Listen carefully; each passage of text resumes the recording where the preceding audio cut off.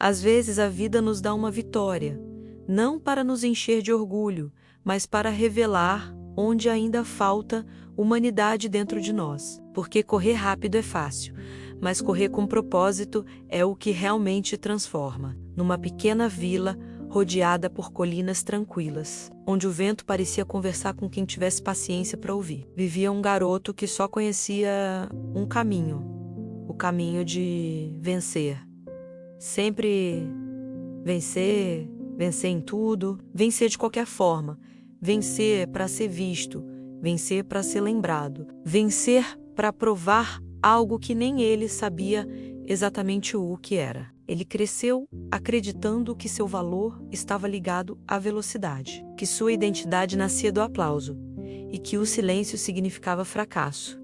Por isso, ele corria contra todos, mas principalmente contra si mesmo, acumulando vitórias que enchiam o peito, mas nunca preenchiam o coração. A vila inteira comentava sobre seu talento, dizendo que ele tinha pernas feitas de vento e espírito de trovão, e essas palavras inflavam seu ego, alimentavam sua pressa, faziam com que cada passo fosse uma disputa imaginária, uma comparação constante, um lembrete de que perder não era opção. Tudo na vida dele era competição, até quando ninguém estava olhando, pois ele não sabia descansar, não sabia contemplar, não sabia apenas existir. E quando anunciaram uma corrida pública, foi como se o mundo tivesse colocado uma coroa invisível em sua cabeça, porque ele viu ali a chance perfeita de ser celebrado de novo, de sentir a adrenalina familiar do reconhecimento. A pista era simples, estrada de terra, poeira levantando, olhares atentos,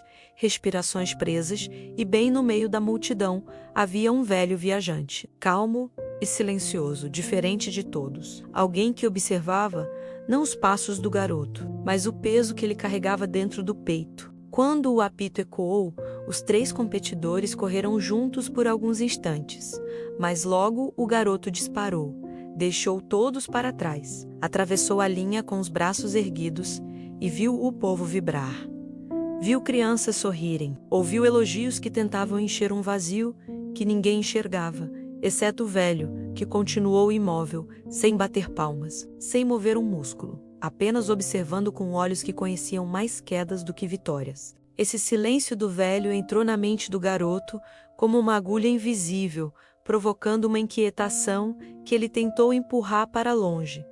E quando anunciaram uma segunda corrida, ele viu ali a chance de provar, talvez para si mesmo, que aquela primeira vitória não havia sido apenas sorte. Ele correu novamente, venceu novamente, ouviu aplausos novamente, mas o velho permaneceu parado, mudo, firme, como se estivesse esperando algo que não tinha acontecido ainda. E essa ausência de aprovação começou a irritar o garoto, que correu até ele, dizendo quase com agressividade: "Você viu isso?" E o velho apenas acenou, sem sorriso algum, como se vitória alguma o impressionasse. Frustrado e querendo sentir de novo o gosto do elogio pleno, o garoto propôs outra corrida e o velho aceitou, mas disse que escolheria os adversários. E então chamou 2 figuras improváveis: uma senhora frágil apoiada num cajado e um homem cego, que mal sabia em que direção deveria caminhar. O garoto protestou indignado, achando tudo um absurdo,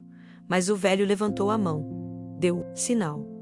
E a corrida começou, e como era óbvio, o garoto chegou ao final sozinho, enquanto os outros 2 nem se moveram, e o silêncio que se espalhou naquele momento pesou mais do que qualquer derrota. Nenhum aplauso, nenhum sorriso, nada além de um vazio desconfortável que engoliu a vila inteira. E o garoto, confuso, perguntou ao velho por que ninguém comemorava, por que uma vitória tão fácil parecia tão amarga, e o sábio respondeu com calma: "Corra novamente, mas termine com eles." E mesmo sem entender, algo dentro do garoto se abriu.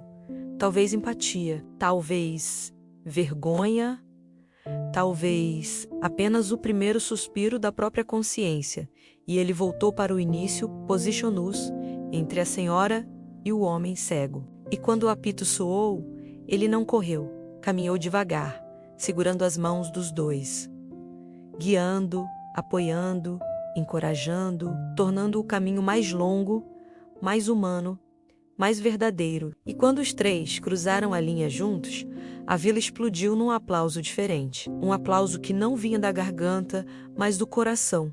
Um aplauso que era reconhecimento, mas também gratidão. Um aplauso que celebrava algo muito maior do que velocidade. O velho sorriu pela primeira vez, e o garoto, com a respiração pesada e os olhos marejados, perguntou quem eles estavam aplaudindo. E a resposta veio como uma revelação silenciosa. Eles aplaudem o que você se tornou, não o que você venceu.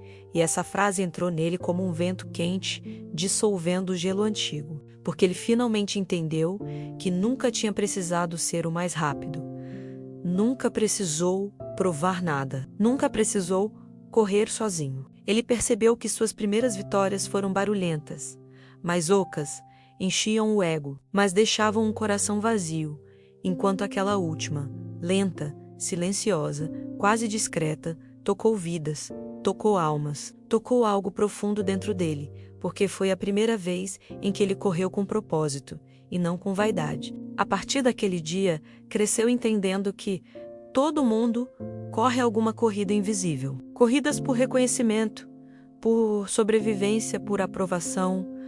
Corridas silenciosas que ninguém vê e que duas coisas são muito fáceis: competir e se comparar. Mais difícil mesmo é desacelerar, olhar para o lado e estender a mão para quem precisa. Difícil é abrir espaço dentro do próprio ego para que a empatia possa entrar. Com o tempo, ele descobriu que sucesso sem significado é só uma medalha que brilha, mas não aquece. Que quem chega sozinho no topo descobre rápido que o topo é frio, vazio, silencioso, e que não existe vitória real quando ninguém cresce junto com você. A vida só ganha sentido quando o caminho deixa marcas nos outros, quando o nosso passo também ilumina o caminho de alguém, quando entendemos que não importa apenas onde chegamos, mas quem nos tornamos enquanto caminhamos, porque a verdadeira grandeza não nasce da pressa, nasce da consciência, da presença, da capacidade de enxergar que a força não está em ultrapassar, mas em acompanhar. Se essa história tocou você de alguma forma, compartilhe com alguém que precisa ouvir isso hoje, porque palavras também são mãos que levantam, e talvez essa mensagem seja o impulso que falta na corrida de alguém. E se fez sentido, continue aqui. Siga essa jornada de transformação comigo, inscreva-se e nos ajude a fortalecer o canal, fazendo com que essas mensagens alcancem mais pessoas, porque ainda existem muitas histórias, muitos aprendizados e muitos caminhos que podemos percorrer lado a lado. E tudo isso, tudo mesmo, está só começando.